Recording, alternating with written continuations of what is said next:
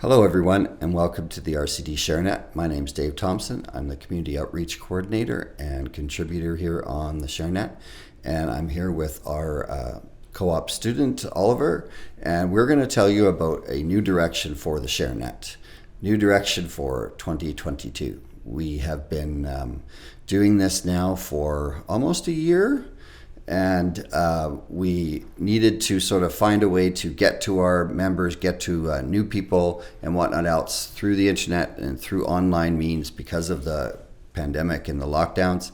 So we went to YouTube and created the RCD ShareNet, and we've been putting up 15, 20-minute videos twice a week on disability information, on information about RCD, on peer-to-peer information sharing, and on getting professionals to come on and sort of talk about something that they are very good at or they're a professional in.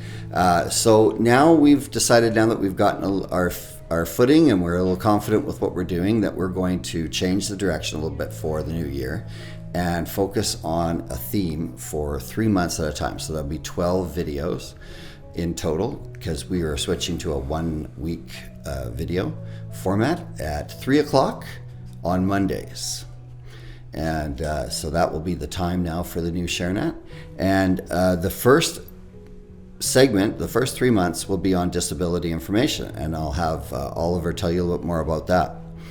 Yeah, so as Dave was saying, every Monday I will be releasing a video on where I will talk about a different disability in order to fulfill two main purposes. So the first is that I want to provide accurate information to help the public better understand the nature of disability.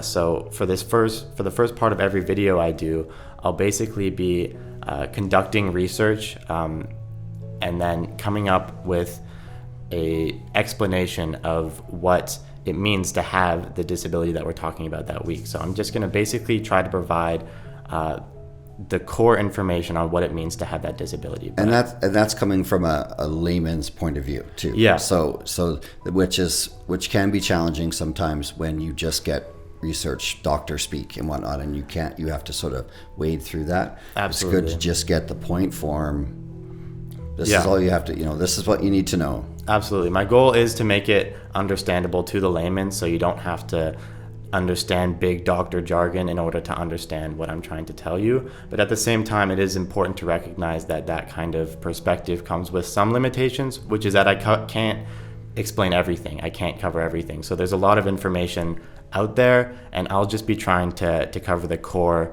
information that's important for the public to know from the perspective of RCD.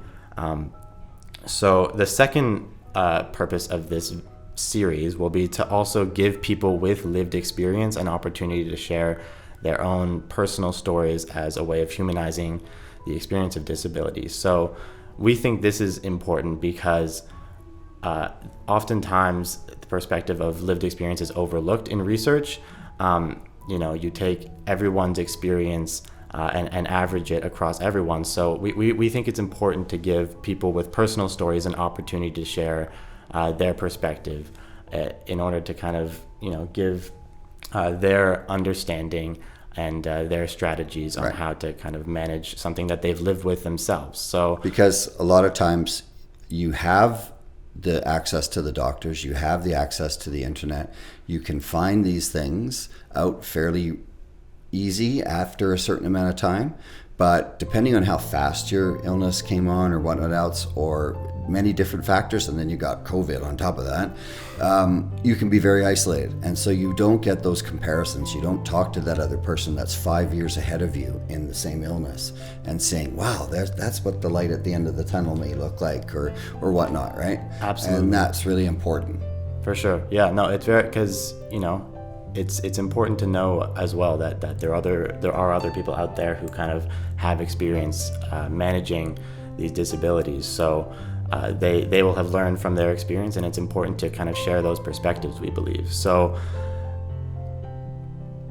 based on that, we want to explain a bit from the perspective of RCD of why we believe this project to be important. So first of all, I think it's important to recognize that the reality is you will meet someone in your life who has a disability, or you yourself might have one in the future. So we think, disability is something that is around us, but we often don't necessarily think about if it doesn't personally affect us. So we think it's important to get that information out there, because at some point your life will be touched by disability. So having the information before that happens, we believe will be very helpful for potentially easing the transition into life, because managing a disability. There's also a lot of things that some people with disabilities have to use that are totally usable for anyone, and they may not ever think to use it until they're forced to. For a quick example, using Speak software,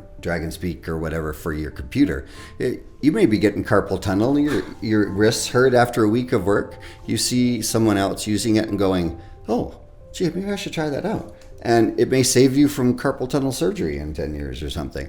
But usually as humans, we don't do anything until we have to do it, right? Absolutely. So that's another neat sort of aspect that the disability community can kind of offer that as Absolutely. Well, exactly. As Dave is saying, another reason that RCD is trying to promote these videos is due to our efforts to promote and facilitate inclusiveness and accommodation. So, when Dave's mentioning these different technologies that have been developed to help accommodate people with certain disabilities, these technologies aren't necessarily only useful for those people. Yeah, you don't have to show ID. Where's your disability? There is a whole world of accommodating technologies and strategies out there that could be useful to anyone. So it's just good to kind of have that information out there for whether you have a disability, or you have a family member with a disability, or you don't even know anyone personally in your life who has a disability. Regardless, if you're any of those groups, we believe that these videos will still be useful information for you. And I think, Dave, now that we've talked a bit about why, I think we also wanted to shed a bit of light on sort of, we don't want to... The way you should go about this, yes. Yeah, when you're taking any sort of information down, it's important that if you are on a certain medical path, or you're being treated with certain formulations or drugs or whatever things you're doing, to make sure that when you put anything in, usually it's going to affect that. So and sometimes with a lot of people with chronic illness anyways, it could be just a tiny little thing, and I talked to someone the other day who says, well, my hips are really hurting and I don't know why, and I said, have you changed your shoes lately?